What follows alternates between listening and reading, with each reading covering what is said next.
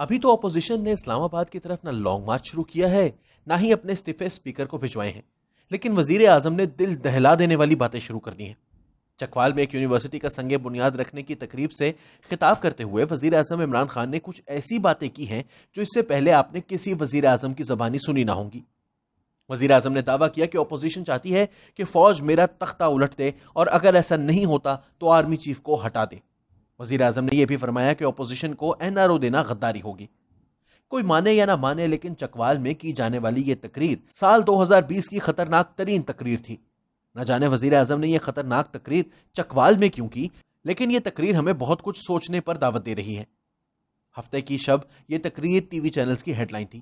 اتوار کی صبح اس ناچیز نے اردو اور انگریزی اخبارات میں اس تقریر کو بار بار غور سے پڑھا اور یہ یاد کرنے کی کوشش کی کہ پاکستان ڈیموکریٹک موومنٹ میں شامل جماعتوں کے رہنماؤں نے کون سے جلسے یا پریس کانفرنس میں فوج کو موجودہ حکومت کا تختہ الٹنے کی دعوت دی۔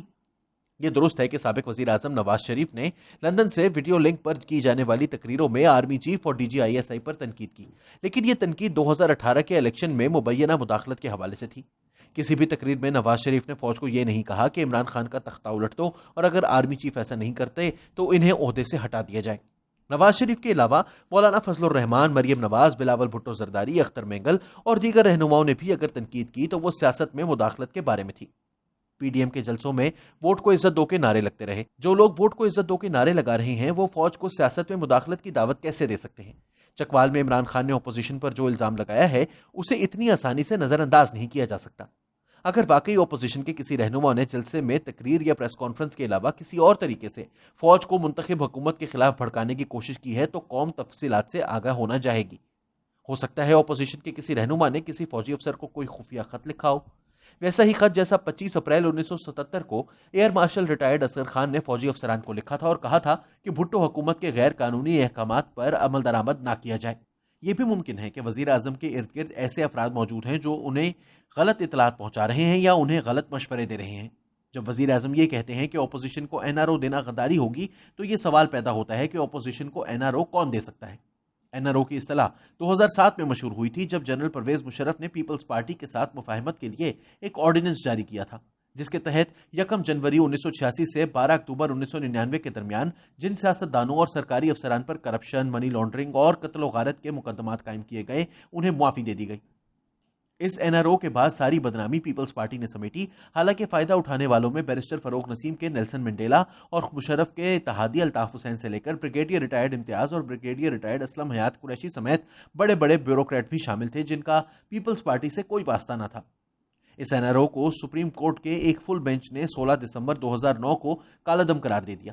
سپریم کورٹ کے اس فیصلے کے بعد پاکستان میں کوئی کسی کو این آر او نہیں دے سکتا۔ جنرل پرویز مشرف نے جب این آر او دیا تو وہ وردی میں تھے، اس کے باوجود ان کا این آر او برقرار نہ رہ سکا۔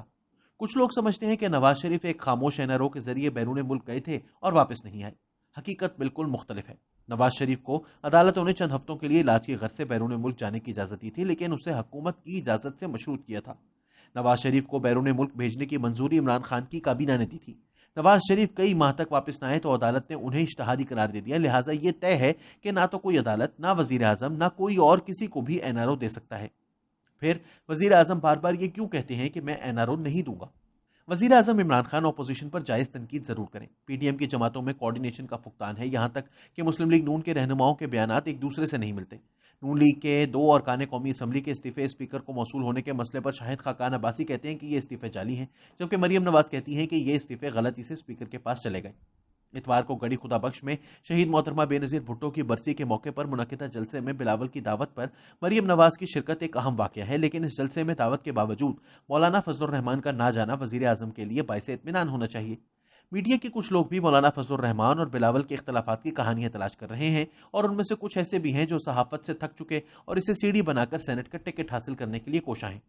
عمران خان اپنے راج دلاروں میں سے کسی ایک کو سینیٹر ضرور بنا دیں تاکہ عوام کو پتہ چل جائے کہ پرانے پاکستان کی طرح نئے پاکستان میں بھی خوشامدیوں کی چاندی ہے۔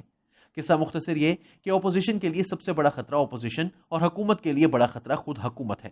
عمران خان کی اتحادی جماعت مسلم لیگ فنکشنل کے سیکرٹری جنرل محمد علی درانی نے جیل میں جا کر شہباز شریف سے ملاقات کی ہے، تو اس میں نواز شریف یا مولانا فضل الرحمان کا کوئی کمال نہیں۔ ایم کیو ایم حکومت سے ناراض ہے تو اس میں بلاول کا کیا قصور؟